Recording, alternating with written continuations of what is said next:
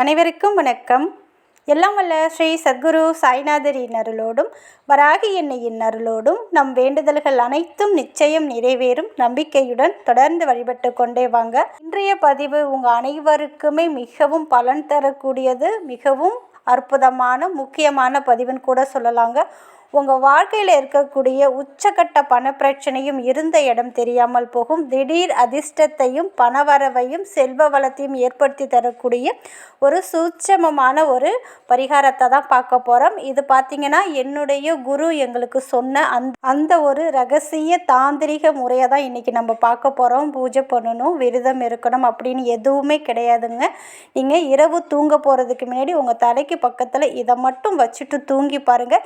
நிச்சயமாக உங்கள் வாழ்க்கையில் இருக்கக்கூடிய எப்பேற்பட்ட தடைகளாக இருந்தாலும் சரி, எந்த ஒரு விருத்தியாம்சம் இல்லாமல் இருக்குது, வறுமை நிலையாகவே இருக்குது, மகாலட்சுமி கடாட்சம் இல்லாமல் இருக்குது, எதை தொட்டாலும் தோல்வியிலே போய் முடியுது, எவ்வளோதான் ஓடி ஓடி உழைத்தாலும் ₹1 கூட கையில் பணம் தங்க மாட்டேங்குது அப்படின்னு சொல்கிற அனைவருமே இன்று இரவு இதை செஞ்சுட்டு நீங்கள் தூங்கி பாருங்கள். கண்டிப்பாக விடியும் பொழுது நல்ல ஒரு மாற்றத்தை இது உங்கள் வாழ்க்கையில் ஏற்படுத்தி கொடுக்குங்க. ₹1 கூட செலவு பண்ண போகிறதுல கொஞ்சம் மெனக்கட போகிறீங்க. மெனக்கட கூட தேவையில்லை. நான் சொல்லக்கூடிய முறையை மட்டும் நீங்கள் செஞ்சுட்டு நீங்கள் தூங்கிடுங்க, அவ்வளோதான். அது என்ன அப்படின்னு நம்ம பார்க்க போகிறதுக்கு முன்னாடி இது வரைக்கும் நம்ம சேனலை நீங்கள் சப்ஸ்கிரைப் பண்ணலைன்னா பண்ணிக்கோங்கம்மா.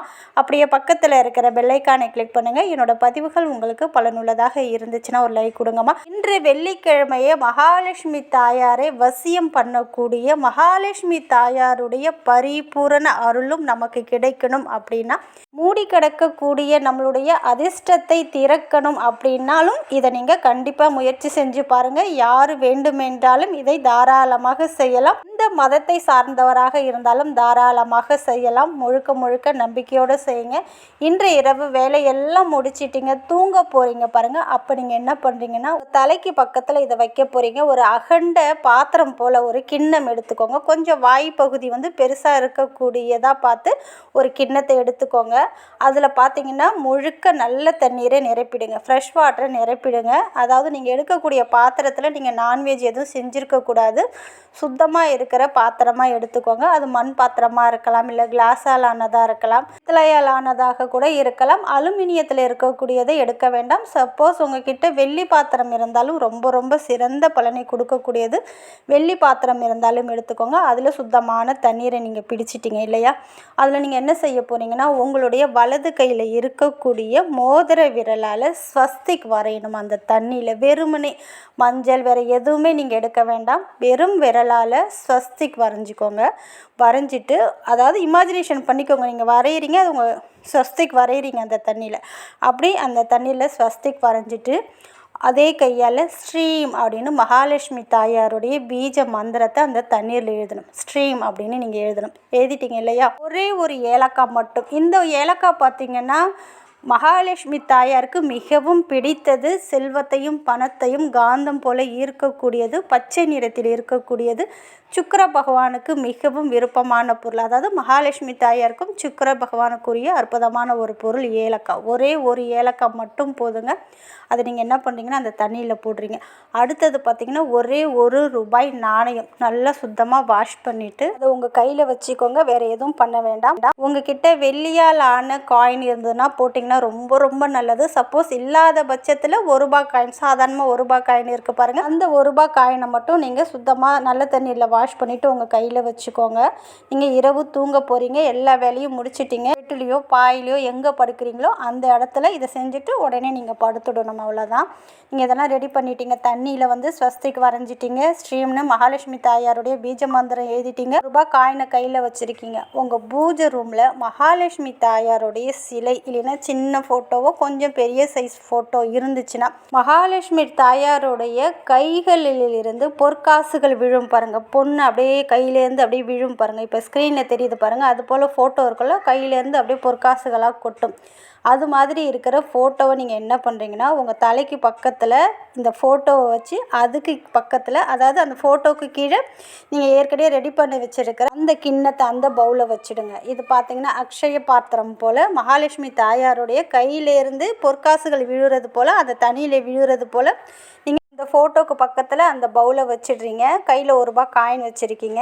இந்த ஒரு மந்திரத்தை மட்டும் ஒரு 5 இல்லைனா ஒரு 10 நிமிஷம் இல்லை ஒரு 21 முறை, 54 முறை, 108 முறை உங்களால் எத்தனை முறை சொல்ல முடியுதோ அத்தனை முறை நீங்கள் சொல்லலாம். அது உங்களுடைய விருப்பம். ஓம் நமோ தனதாயே ஸ்வாஹா, ஓம் நமோ தனதாயே ஸ்வாஹா, ஓம் நமோ தனதாயே ஸ்வாஹா அப்படின்னு இந்த மந்திரத்தை உங்களால் எத்தனை முறை சொல்ல முடியுதோ குறைஞ்சது ஒரு 21 முறையாவது சொல்லி முடித்ததுக்கப்புறம் அந்த ரூ. 1 காயினை அந்த தண்ணியில் போட்டுட்டு நீங்கள் தூங்க போயிடலாம். வேறு எதுவும் பண்ணணும்னு அவசியம் கிடையாது. யாருக்கிட்டேயும் பேச வேணாம். இது போல் நான் செய்கிறேன் அப்படின்னு நீங்கள் யாருக்கிட்டேயும் சொல்ல வேண்டாம். வீட்டில் யார் பணம் சம்பாதிக்கிறாங்க, யார் உங்கள் வீட்டோட தலைவரோ தலைவியோ அவங்களுடைய தலைக்கு பக்கத்துலேயும் இதை தாராளமாக வைக்கலாம். சப்போஸ் 2 பேருமே வேலை பார்க்குறீங்க, 2 பேருக்குமே நல்ல பணவரவு ஏற்படும். கணவன் மனைவிக்குனா உங்கள் 2 பேர் பக்கத்துலையும் இது போல் நீங்கள் செய்ய முடிஞ்சால் செஞ்சு பாருங்கள்.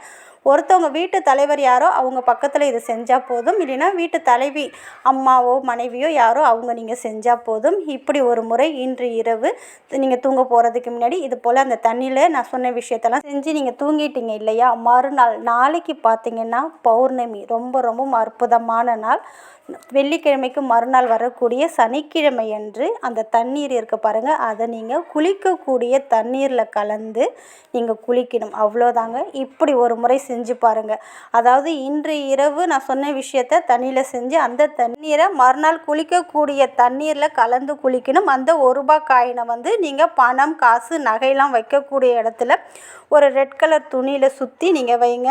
கண்டிப்பாக இதை ஒரு முறை முயற்சி செஞ்சு பாருங்கள். சப்போஸ் ரெட் கலர் துணி இல்லைன்னா நீங்கள் பணம் காசு வைக்கிற இடத்துல அதை செலவு பண்ணக்கூடாது. அதனால் அந்த காயினை பத்திரமா வச்சுக்கோங்க. இது போல் ஒரு முறை செஞ்சு பாருங்கள். அதாவது பணவரவில் அதிரடி மாற்றம் ஏற்படும். உங்களுடைய விதியையே மாற்றி தரக்கூடியது. மகாலட்சுமி தாயாருடைய வசியம் ஏற்படும். பணவரவில் அதிரடி மாற்றம் ஏற்படும். எப்பேற்பட்ட தடைகளாக இருந்தாலும் அது இருந்த இடம் தெரியாமல் போகும். இன்றும் இதை நீங்கள் செய்யலாம். ஒவ்வொரு வெள்ளிக்கிழமை இரவும் இது போல் செஞ்சுட்டு சனிக்கிழமை குளிக்கக்கூடிய தண்ணீரில் இந்த தண்ணீரை நீங்கள் கலந்து குளித்து பாருங்கள். நிச்சயமாக விடியும் பொழுது எதிர்பாராத அதிர்ஷ்டம் உங்களை தேடி வரும். இதை செய்த நிறைய பேர் இன்று கோடீஸ்வரராக மாற்றிய அற்புதமான ஒரு தாந்திரிக பரிகாரம். இதை நான் இப்படிலாம் செய்ய போகிறேன் அப்படின்னு சொல்லிட்டு நீங்கள் யாருக்கிட்டையும் சொல்ல வேணாம். வீடியோ வேணால் உங்களால் முடிஞ்சால் ஷேர் பண்ணுங்கள். அது கூட உங்கள் விருப்பப்பட்டால் செய்யுங்க. வீடியோ ஷேர் பண்ணணுன்றதுக்காக நான் சொல்லலை. யாரிடமும் சொல்லாமல் சூட்சமமாக இந்த ஒரு பரிகாரத்தை செஞ்சு பாருங்கள். நல்ல ஒரு மாற்றத்தை கண்கூடாக பார்ப்பீங்க. இது பார்த்தீங்கன்னா மாதவிடாய் காலத்தில் செய்யக்கூடாது. நான்வெஜ் சாப்பிட்ருந்தா குளிச்சுட்டு செய்யுங்க. சப்போஸ் இந்த வெள்ளிக்கிழமையை விட்டுட்டிங்கன்னா அடுத்த வெள்ளிக்கிழமை கூட தாராளமாக செய்யலாம். சுத்தமாக இருக்கும்போது செய்யுங்க. மறுநாள் அந்த ஃபோட்டோவை பூஜை ரூம்லேயே நீங்கள் வச்சிடலாம். இதை நம்பிக்கையோடு செய்யுங்க. நிச்சயம் நல்ல பலனை கொடுத்தே தீரும். நல்லதே நடக்கும். நன்றி.